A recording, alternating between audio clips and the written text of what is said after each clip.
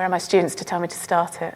I'm just going to flip over into Twitter for a second, because you've listened to something, but I also want to show you kind of a bit what it looks like as well. And this is a group called the Ezra Collective, a British group. And this, as you can see from the tweets, was this was from March earlier this year, and this was the first concert of their New York tour.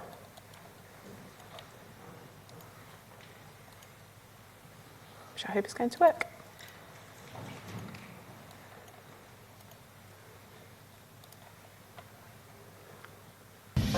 Whoops, there we go.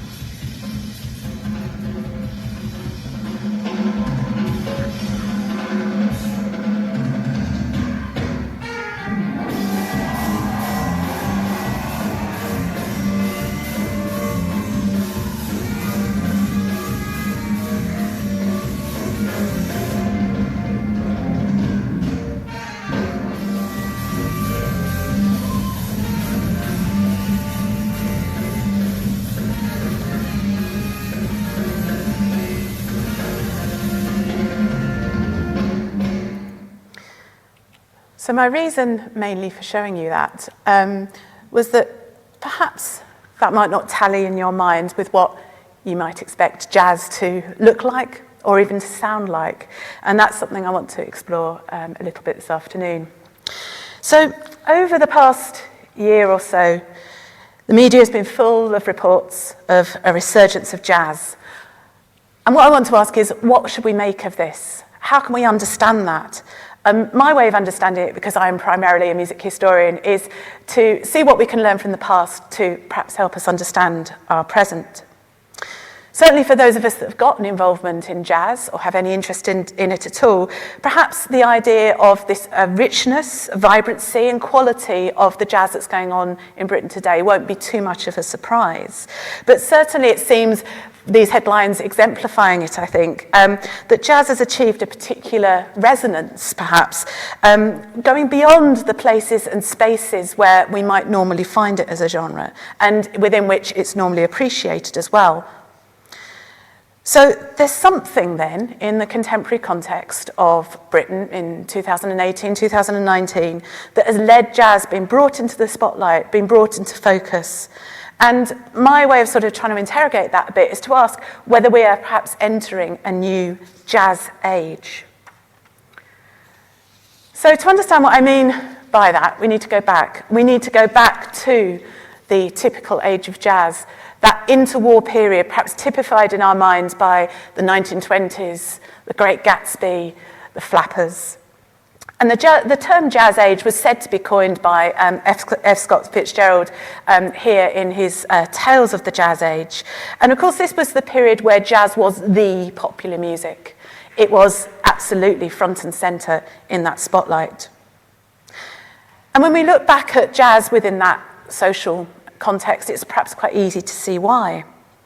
Jazz was a music that had immediate impact. It had an immediate physical impact on people. It made them move, and we'll see lots of examples of that as we go through today.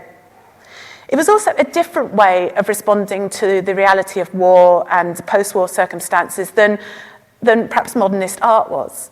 It was something that was perhaps more readily in touch with the people, building on things, building on experiences that they were having in their everyday lives.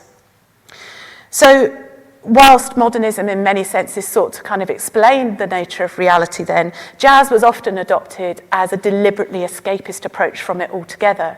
So it's got that relationship with what was going on in terms of society and culture, but at the same time distancing people from it.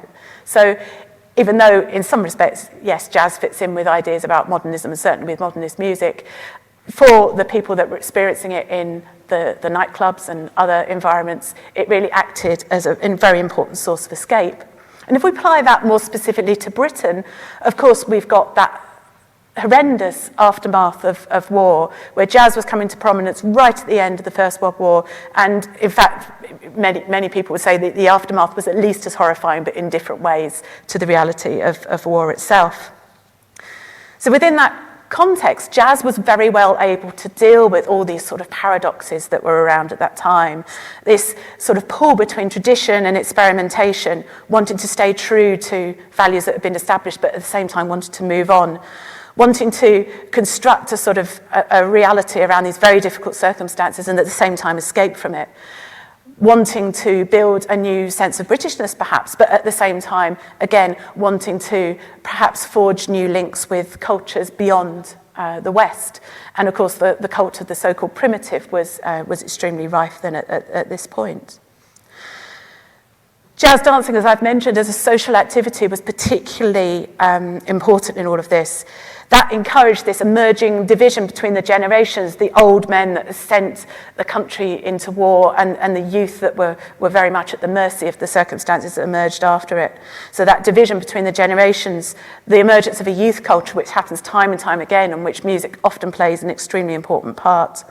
A sense of individual freedom of expression, interpretation, and in particular, the liberation and increasing sexual freedom of women. So jazz was supremely relevant, but it was relevant perhaps in very specific ways within the context of Britain as opposed to America. So to skip back, and I'm going to jump a little bit between the jazz age and the jazz age we're potentially in now. This is a very interesting book. Came out not so long ago. But there seems to be something about the British jazz scene, both then and now, that seems to be quite attractive on a worldwide level. Obviously, we look to America as the source of jazz and a place where exciting developments are happening. But the British interpretation of it has also led to a lot of interest. And this recent resurgence that I'm talking about has been noted by Nate Chine. It's a very interesting book. I do recommend it. He's a good writer.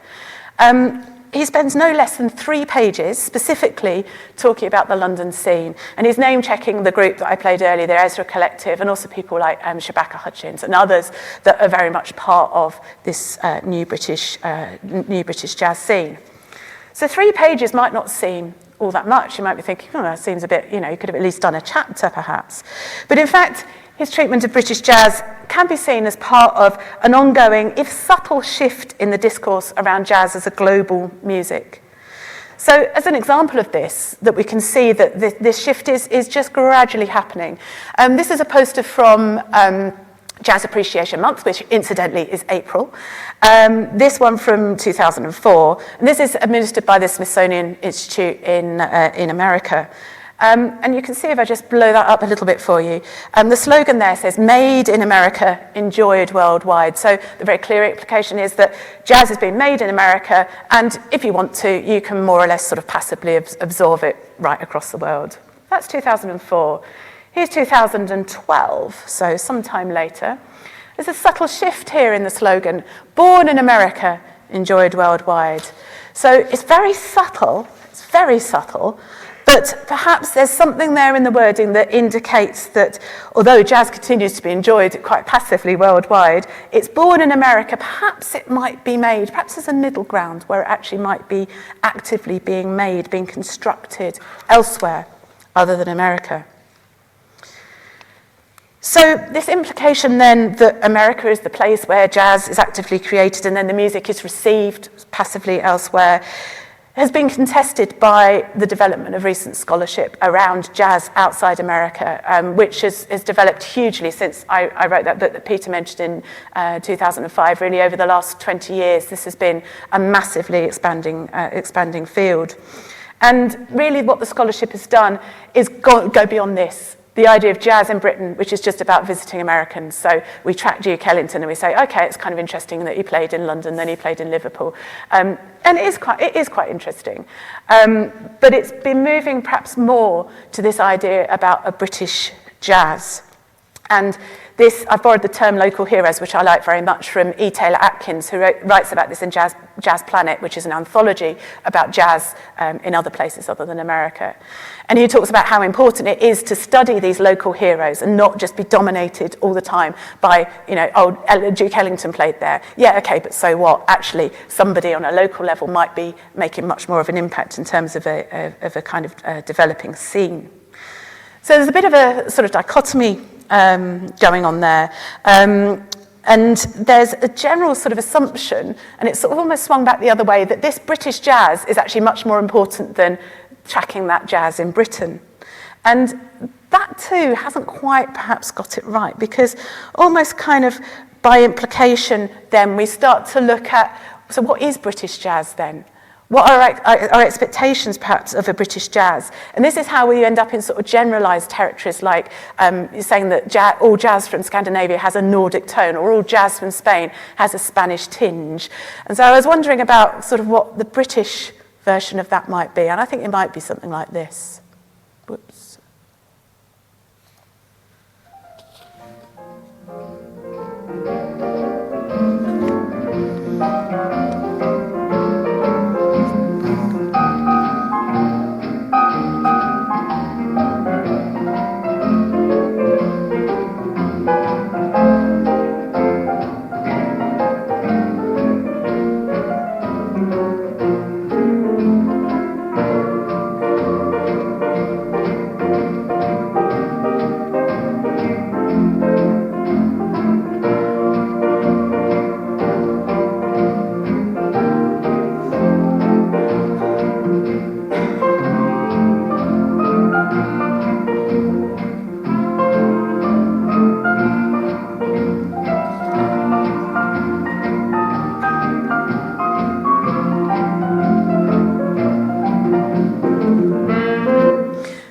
Anyone recognise that?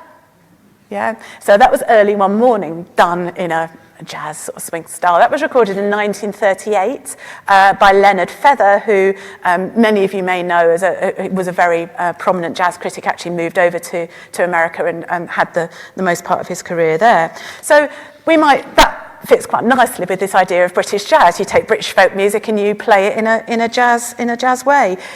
That works, perhaps, until we consider that actually there was a lot of jazzing of folk songs going on at exactly this moment.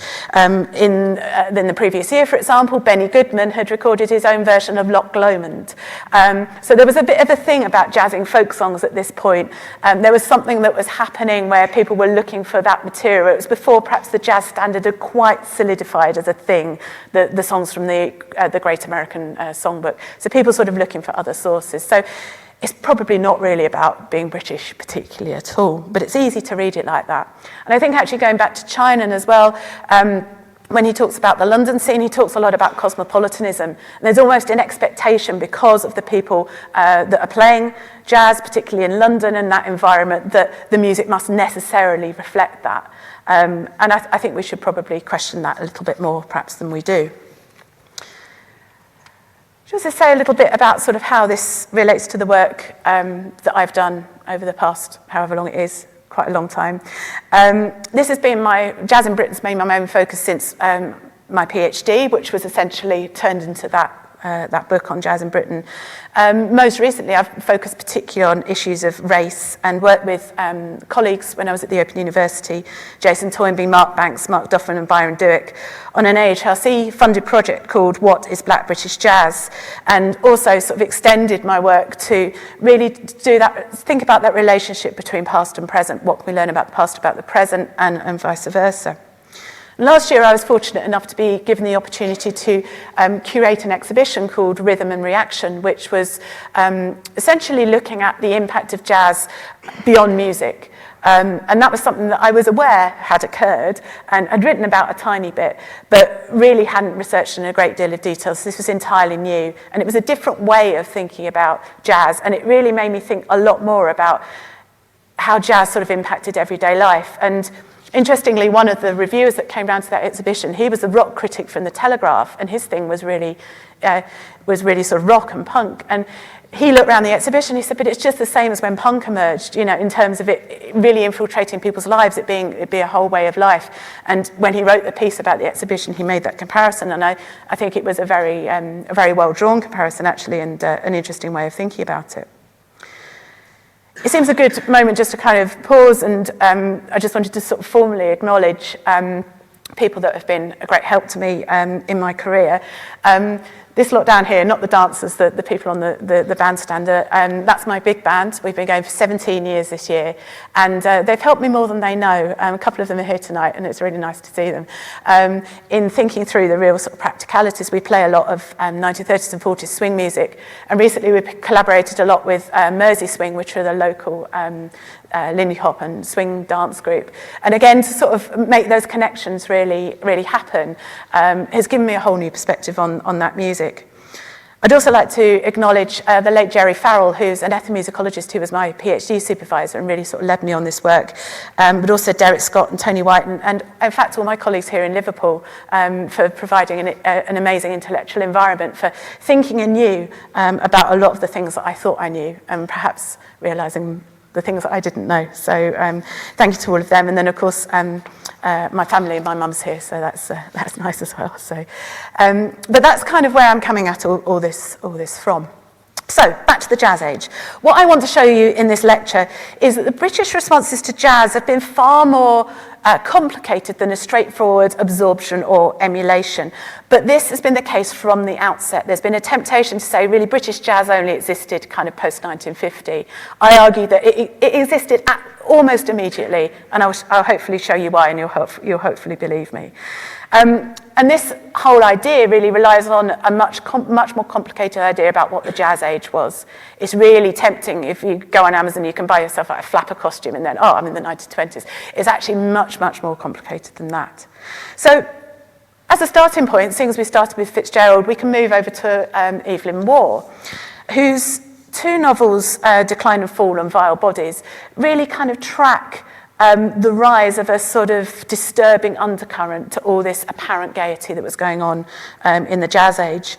So Vile Bodies as a novel, and that's you can see, literally that vehicle is kind of crashing into smithereens at that point, which is, of course, the sort of metaphor for the way society was heading with ever-increasing speed into wartime. But Vile Bodies is very much more darker than Decline and Fall. The novel takes place under the threat of war. There's that thing where the bright young things are kind of, essentially, that they're doing activities to feed the gossip columns. So there's a sort of vicious circle going on about that, and everything gets faster and faster and faster, and loads of the characters die in the end. And it's got that real sort of dark, distinctly Jazz Age, but those very dark kind of undertones. A bit more specifically related to music, we see in all the kind of theoretical writing of the day, and when I say theoretical writing, I mean it's not all great philosophy, but certainly there was a lot of very intense thinking that was going on about jazz at this point. This is, in many ways, I think this is one of the best books on jazz ever written. It's by a chap called R.W.S. Mendel. It was the first British book on jazz published in 1927. And he just says, on page 126, jazz is the spirit of the age written in the music of the people. There you go, that's the Jazz Age, sorted. This is Constance Lambert, who some of you may know as a composer, but also wrote a very interesting little book called Music Ho in the 1930s. And he says, the intoxicating low spirits of jazz express, whether we like it or not, the constant tenor of our lives. Again, there's that link, there's that sense of an age, a spirit of the age. Nelson was a critic of the day. This is from his book All About Jazz, the same year as Lambert. Again, picking up on some similar themes from Waugh. This is an age of speed. The pace at which we live is surely exemplified in the hectic rhythms of our music. The Victorian spirit has been too long dying out for any but the post-war generation, so again, allying it with youth, to take kindly to the hiccoughing rhythms of jazz. And then finally, good old Adorno. Jazz is pseudo-democratic in the sense that it characterises the consciousness of the epoch. And I've included Adorno there because you might be thinking, what's Adorno got to do with it? But he wrote several essays on jazz, but he wrote On Jazz in 1936 when he was resident in Oxford. And we can sort of piece together the sort of things he might have been basing those sorts of judgments on. So I actually find what he says about jazz, might not agree with it necessarily, but it is interesting and it gives us a particular insight into Britain and Europe at this point. Okay, so there's a nice little cartoon for you from the age. So a key point in all of this, and why I started off with Fitzgerald and Waugh, is that it's often the way in which jazz was represented in these early days had at least as much, if not often, a greater impact than experiences of the music itself. And that is such an important point, I think, in trying to understand this, and actually even trying to understand our present as well. So the newspapers, this is from the Daily Mail, 1920s, that often reported sort of illicit activities that took place in London's underworld, which linked jazz explicitly with the evils of drink, drugs, and prostitution, and dancing to jazz, all sort of bundled up together. These sorts of things were at least as influential as people's actual encounters with the music. Here's a slightly more present-day example. So I sometimes use this with my students, but of course they're all far too young to remember the brilliance of the Fast Show. But this was actually a tweet put out by the School of the Arts, to which our very own Department of Continuing Education responded with, and it's a little meme, it's a little gify thing, of John Thompson's character Louis Balfour from the Fast Show. Remember those jazz club sketches where they absolutely mimicked the way in which jazz was being presented, or had been presented for several years on the television. But I wanted to show you a slightly more contemporary example. And this is a very short video. It's about 3 minutes long. This is from the Mighty Boosh, first aired in 2004. And I want you to watch particularly for how this sketch turns, the relationship between the characters and what they're talking about turns on the idea of the hate and then the fear of jazz.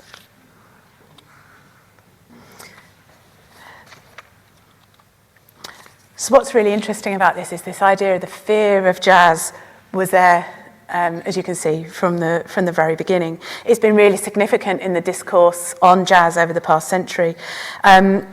And often this is really closely linked with perceptions and the reception of race. So the idea of jazz as a black music, the idea of jazz as other, often comes into this discourse.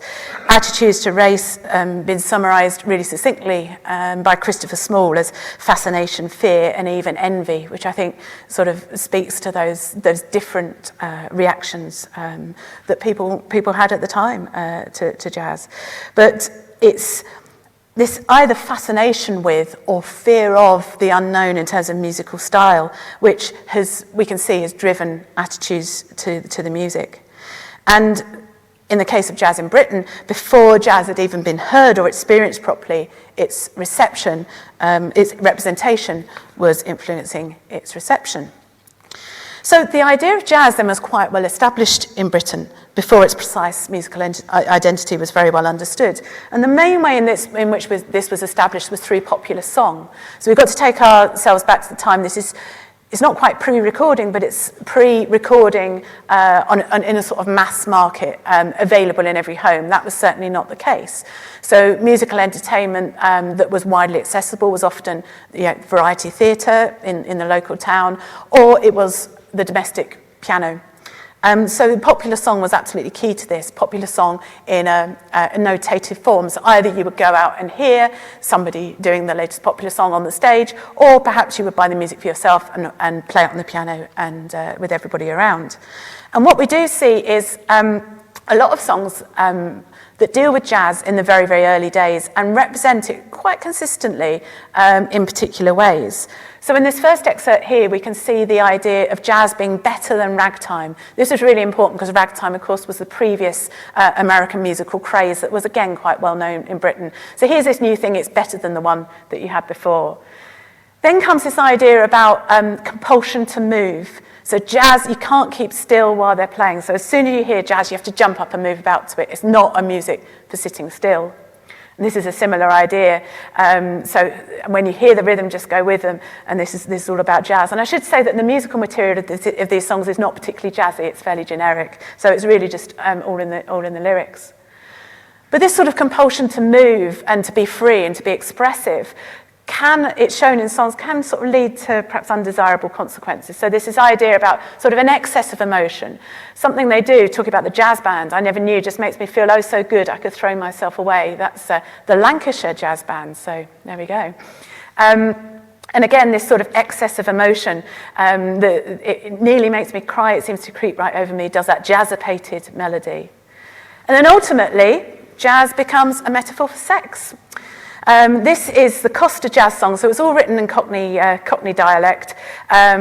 I won't read it, but in that dialect, although I could. But so it's this idea about somebody coming back, dreaming, the husband coming back, probably from the pub, dreaming that his wife is somebody else, and jazzing it with her. It's very, very clear what it means. So you'll notice the date on all those songs. These are all 1919 or before. So this is incredibly, incredibly early, but there's a really clear sense about what jazz is and what it represents.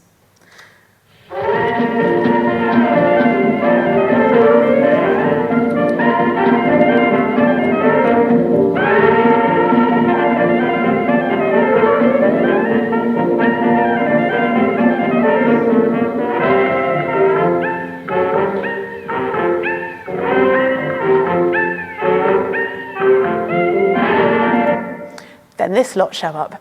This is the original Dixieland Jazz Band, 5 white men from New Orleans who came to London in 1919. In fact, they arrived 100 years ago last Monday. Today, 100 years ago, they actually played their first show in London. They were booked to play at the London Hippodrome as part of a revue show called Joy Bells. And in fact, what they did on the 3rd of April 1919 is they did a little slot of their own between the matinee and the evening performance, I think mainly for the press to come along and kind of experience what they sounded like. So they weren't a great success at the Hippodrome, mainly because the leading man, a comedian called George Roby, objected to them achieving much more applause and recognition. He basically said, it's either them or me, and they had to go, and he stayed. They were able to transfer, luckily, to the London Palladium, which was a very prominent variety house at the time. They then transferred into smaller dance clubs and then ultimately secured the spot on the bill as being the opening act of the new Hammersmith Palais de Danse. Some of you may know the Hammersmith Palais because it had a very long and distinguished history before it was unfortunately pulled down as a music venue. But they were the first band that played there, and they were resident there for 9 months. That was incredibly long time. So they were in the country for more than a year. And really was responsible for cementing that idea of jazz that we saw in the songs and kind of making that a musical reality, if you like. Here they are at the Palais de Danse. This is what they look like. I think the hats are a particular stroke of genius, but they also had such features as an automated conducting monkey, for some reason a teddy bear, and you might just be able to see down there those little sugar cans. So they had this whole act around the number livery stable blues where they pretend to do the different animals. Interesting, and this is a real geeky side note, there are saxophones down there, but they didn't use saxophones on their recordings for a good long time. So we don't know whether they actually played the saxophones at the Hammersmith Palais or whether they just sort of had them there because that was what jazz kind of looked like. So it's an interesting one. So there's a few key points that I wanted to take from this. Firstly, the reason that they were so successful in Britain was that they were essentially perpetuating that image of jazz that had already been established. That it was novel, that it was comedy, and it was slightly anarchic and very danceable. Secondly, the music was only really began to be sort of understood than anything more than just a passing novelty where people were given the chance to dance to it. So as variety, it was just, yeah, that's the latest act, very good, bring on the performing dogs or whatever it was. As soon as they got in the ballroom, it started to have a sort of deeper and more pervasive impact. Thirdly, the way that the music was introduced, it wasn't in a network of specialist nightclubs. It was in standard mainstream entertainment formats of the variety theatre and the dance hall. And finally, although they were here for a long time, they had a huge impact on what British people were thinking about jazz. It had quite limited appeal. So when they went back to America, Dixieland jazz didn't particularly perpetuate as a trend. Obviously, it was picked up later on in terms of the trad revival, but it wasn't something that was kept going for a long, long time. So it was fairly sort of brief. It's important that we acknowledge the other group from America that were playing jazz that arrived here also in 1919. This is the Southern Syncopated Orchestra. As you can see, an entirely different group of African-American musicians, much more like an orchestra, a very high contingent of plucked string instruments, banjos, mandolins, guitars, these sorts of things, as string instruments as well. This developed from the New York Clef Club, which basically had been set up because it was very difficult for African-American musicians to join the Musicians' Union in most places at this point. So it kind of acted as like a sort of booking agency. If people wanted a band, they could go and they could say, I want a 4-piece band. But also clearly sort of making a larger orchestra was very important. The leader of this group, Will Marion Cook, had trained as a classical violinist, but realised that basically there was kind of no hope for him in terms of achieving a career in the classical music profession, so sort of switched more into popular music. Their repertoire was incredible. They played everything from kind of spirituals and folk songs through ragtime and jazz, but they also played Brahms, Dvorak, so it was very, very wide, diverse kind of repertoire. In their number, though, they had 2 notable jazz musicians. The drummer, Buddy Gilmore, whose act on the bill was called The Quintessence of Jazz. So basically it was a drum solo, and that was supposed to tell you what jazz was all about. And notably also Sidney Bechet, who played saxophone in the group and also had his own feature called Characteristic Blues that he was later on to record. The impact of this group was very different then from the original Dixieland Jazz Band. They were able to show this lineage of jazz. They were able to show how jazz fitted in relation to these previous African-American styles. But also in terms of the group and the dynamics of the group, it was fairly dysfunctional, actually. To keep that number of people together was quite hard. There were a lot of disputes. There were strikes. The group fell apart. In fact, when they were here in Liverpool in February 1920, half the group stayed here and the other half got fed up and went back to London. So it wasn't a great success from that point of view. But what that did enable was a lot more sort of interactions with local musicians. British musicians, particularly black British musicians, were absorbed into the group. And there was an opportunity for musicians to jam together and learn about what it was to play jazz. So the nature of their influence here was perhaps quite different to the ODJB. So I want to go back to sort of jazz age representation. What was the British response then to this presence of jazz, to this new music? And certainly we know that jazz provoked reactions that ranged from complete abhorrence on one hand to utter devotion, complete fandom, when the idea and then the sound began to enter the British public's consciousness. To understand that a little bit more, I want to use this painting, which the eagle-eyed among you will also notice that it's the cover on my book about jazz in Britain, but is also one that we were able to exhibit in various forms in the exhibition as well.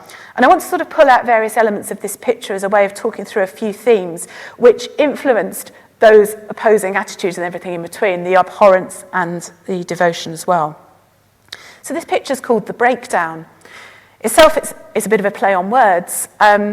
Clearly a societal breakdown is being implied here by the shattered sort of classical statue, but also a breakdown or a break in music, particularly in that Dixieland style, is the area in the music where perhaps one musician and accompanying dancers get a chance to kind of do their own thing, get a chance to improvise. So I think there's that sort of double meaning implied here. This picture was submitted and exhibited, in fact, in the Royal Academy Summer Exhibition, but then after one day, the story goes that it was demanded to be removed by orders of the Colonial Office because it was felt to be offensive. And in fact, if you go back and look at the combined catalogues of the Royal Academy, there's just a blank line for this picture. Almost all record of it was deleted, and this is the only surviving representation of the original picture because the artist then destroyed it. So there's a photograph that's in the Royal Academy's catalogue. So again, that's quite an interesting side story about representation of jazz even and how people perhaps felt about it. So as I say, I want to pick out 3 themes that we should explore to kind of understand the popularity of jazz or otherwise in the jazz age.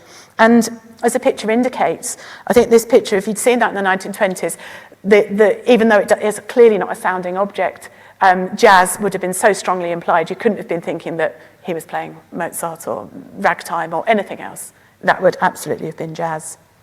And jazz was increasingly being understood as an African-American music, really throughout the period that we're looking at, the 1920s into the 1930s and beyond the Second World War. And it was really attitudes to race that possibly most affected the attitudes to jazz in Britain at this point. We see the BBC's attitude at one point was to actually often try and make jazz seem more British, to civilise it, to use the term that was used by Paul Whiteman, who was doing his own sort of brand of symphonic jazz at that point. This was quite the ideal model for the BBC. And so therefore African-American jazz was much more pushed into kind of underground environments, into smaller clubs, for example. As a response to that, the growing community of fans, particularly musicians who wanted to learn more about jazz, had to work much harder to find the sources of African-American performance, often through records, through visiting performers. But in fact, that became more difficult as well because there was a dispute in 1930, it grew to a climax in 1935 when the American Federation of Musicians and the Musicians Union basically couldn't reach an agreement, and the American lot said basically, right, no British musicians, jazz bands are to play in our country and vice versa. So that actually stopped that transatlantic flow backwards and forwards. And so therefore, if you wanted to find out about jazz, you had to go yourself. And a notable critic of the time, Spike Hughes, went over to America. He went to the Cotton Club where Duke Ellington was performing, and he wrote back very long accounts in the trade periodical Melody Maker to let people know what it was all about. Similarly, in the world of art, Edward Burrough also paid a visit to Harlem and painted what he saw. So there are a lot of pictures from the 1930s. And this is the Savoy Ballroom, of course, very well known as a place to go and dance and to really sort of experience that synergy between dance and music. But again, is another sort of representation of jazz that was being brought back into Britain at this point. Second theme is technology, and as I mentioned, the saxophone, its iconography, its sound was very key to an understanding of jazz at this point. But of course, technology was also vital in terms of disseminating the music in other means, most notably by radio and records.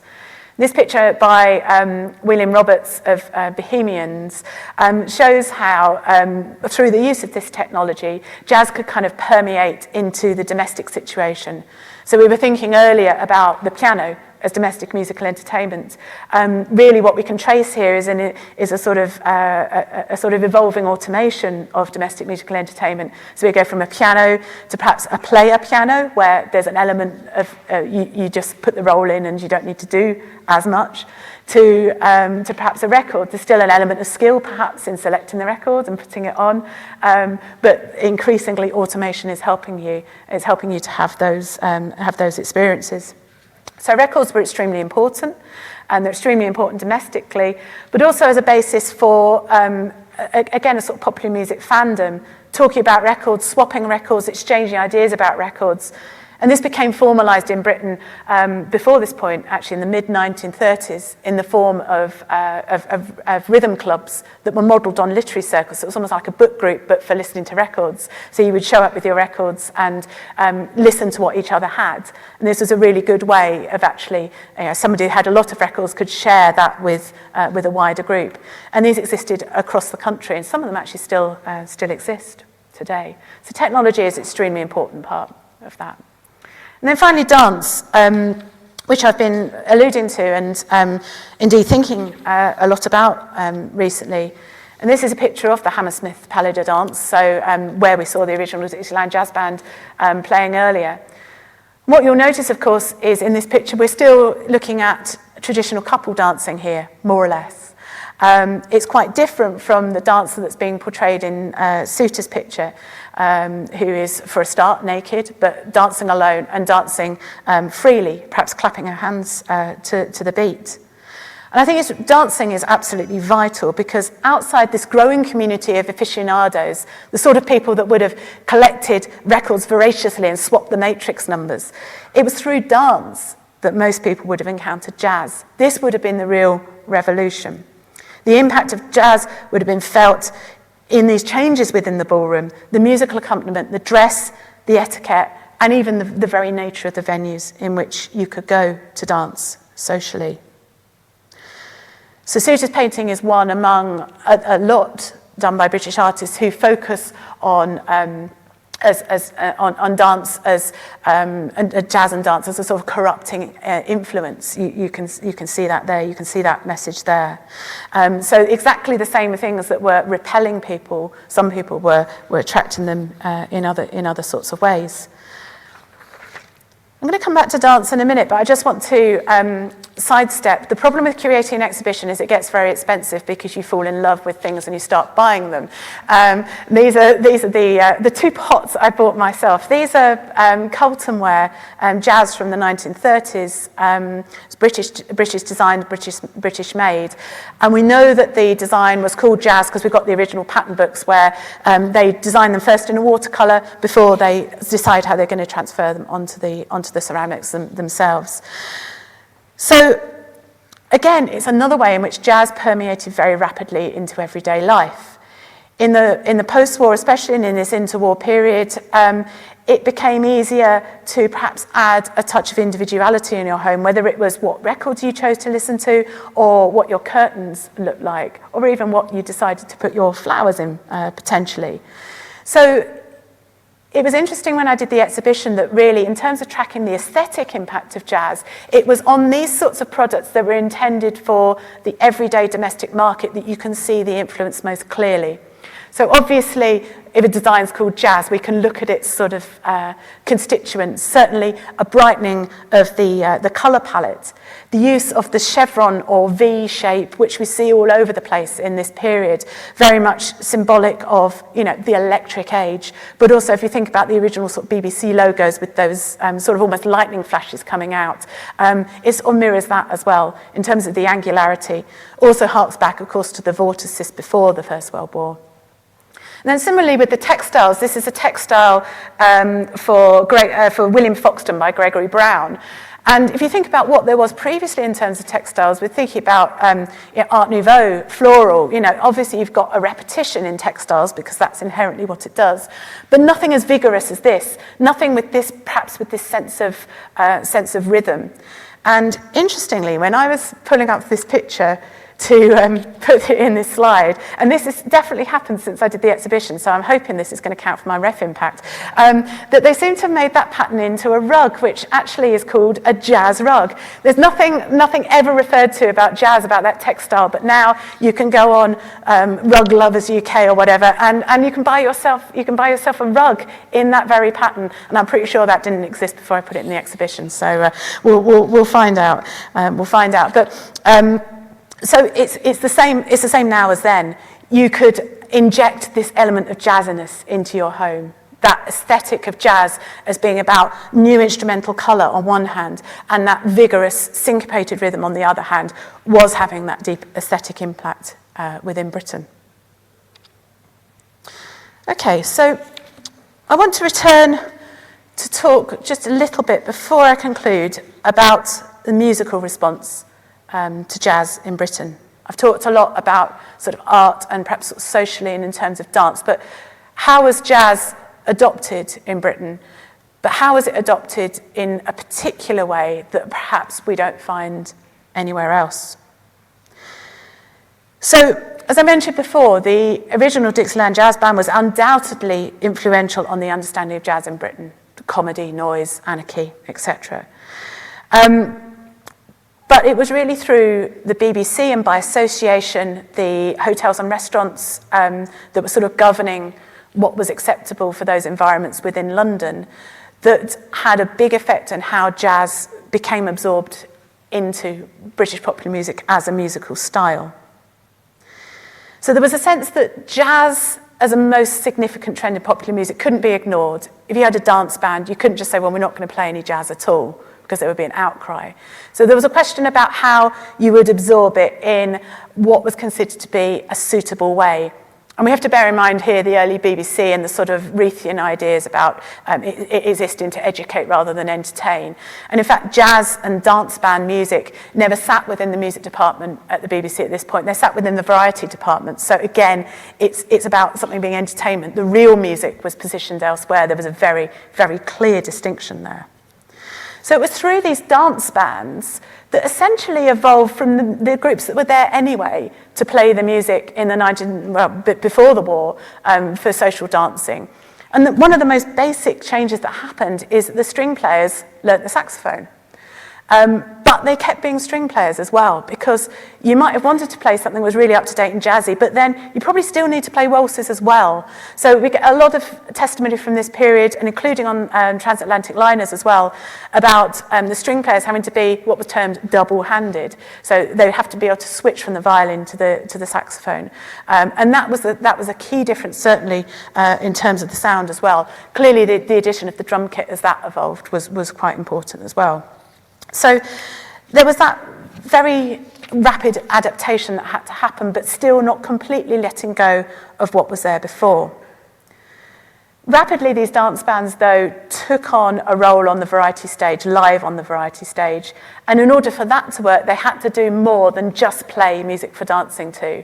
The visual is so important in variety entertainment then as now. You can't just sit there and play. There has to be something for people to look at and latch onto. So to give you a sense of that aesthetic, I'm going to show you, this is Jack Payne, who's one of the leading dance band leaders of the day. I love showing this clip because it's just incredible. So I hope you enjoy this one. And he's playing in France here, and he's actually playing Tiger Rag, which was that tune that we heard a little snippet of the original Dixieland Jazz Band playing earlier. So this is Jack Payne. He'll introduce it himself, actually.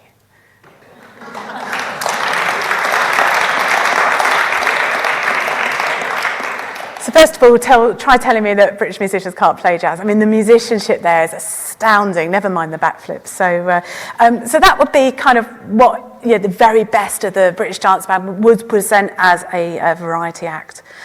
And I suppose for me what is kind of important in this is that we still encounter jazz in these mainstream variety formats. Strictly Come Dancing, in the format of pop stars often approaching jazz in this kind of way. In fact, both Annie Lennox and Robbie Williams' albums sit very fairly and squarely within the variety aesthetic. Robbie Williams presenting his albums as a show, in fact, at the London Palladium, which, as I said earlier, had that reputation as being the sort of leading variety house of the day. So I've got 3 points by way of a conclusion, and then I'll brace myself for the questions. First point, to understand the wider social function of jazz, including its current resurgence, we need to be open to the idea of jazz as a popular music. And as you can see here, this has been very contested. We've got people saying, no, it's not. Yes, it is. It might be in some form. There's no real sense of agreement there. There's a lot of debate about it. And if we look at, for example, Robbie Williams and Annie Lennox, which albums that I wrote about in a recent chapter, and in fact, when somebody tweeted that, they were like, "Oh, what are you doing that for?" I think it's extremely relevant. I think the idea that us as I'm saying us, the community of jazz scholars, academics, fans, musicians, might consider those products as being not jazz or even bad jazz. They're still jazz to many people out there. People will refer to Annie Lennox's jazz album. So we have to recognise that our insider opinions have great weight, but we also need to realise that perhaps they're not as representative as we might think they are. We need to be able to account for the differences in aesthetic judgment rather than just dismiss them as being worthless. And for me, this is really important. This is one of the sort of bedrocks, I guess, about my work and how I've approached this whole topic, is recognising the power and the privilege we have as insiders in making these judgments. Conclusion point 2 is that we need to come to a much better understanding about the global circulations of jazz and indeed all music. In relation to politics with a small p, sort of musical politics, but also, of course, politics with a big P, and I'm not going to mention the B word. And especially the nature of a reciprocal idea of transatlantic exchange. All too often with jazz, we look at it comes over here. But as we see from, this is an advertisement for Jack Hilton, direct from London, England, in the 1930s. He was in demand in America in the 1920s and 30s. And then there's a poster for the Ezra Collective tour going around major music cities in America. So there's a demand, there's a sense of transatlantic exchange as well. And I think, yeah, the Americanness of jazz, though, it's really important to take that on board. We can't just say, oh yeah, British jazz is just better or just different. There's always that tension. There's a sense of tension across the Atlantic, because jazz will always have those roots in America, and there's always that understanding of it. And so it's perhaps how we look at this process of exchange and this process of taking music and doing something different with it. But I don't think the Americanness of it necessarily disappears, which I think perhaps some scholars have been a little guilty of just saying, well, you know, we'll leave that over there. There's always that tension to my mind. And then finally, I absolutely love this. I'm going to get this framed. Jazz that's not all about jazz. That absolutely says it to me. We need to be so aware of the ways in which jazz is more about just jazz. And for me, the study of jazz has always been much more about just understanding the genre in an isolated way. And I guess for me, that's been inherent because I've spent so long thinking about it in a British context. And imported music, how does it interact with its local context, the local environment in which it finds itself? And why I do that is because I want to understand the complexities of those relationships that it has with people. I'm really interested when people say, I hate jazz. That's so interesting. And actually, if you've watched La La Land, there's a really kind of key moment where she says, I hate jazz. And later on, actually, she comes to love jazz, but via dancing. I rest my case.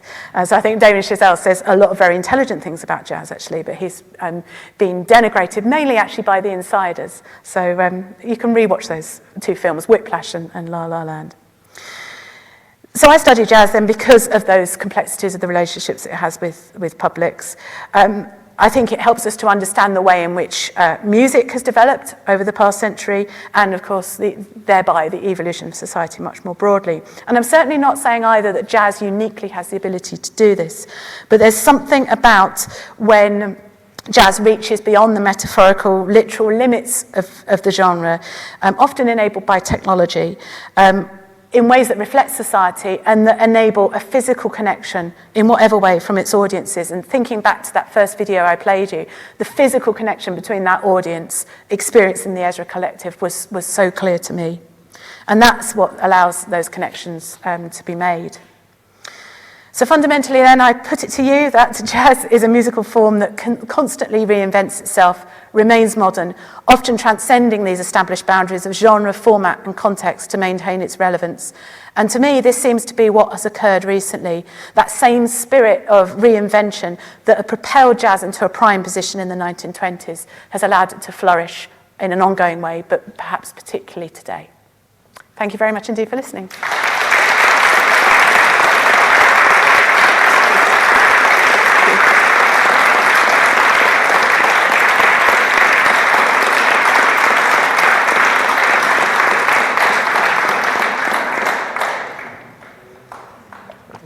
Thank you, Catherine, for that really wonderful lecture. It's everything one would expect from an inaugural, but it was also a centenary lecture, as it happened. Yes. Which was wonderful timing.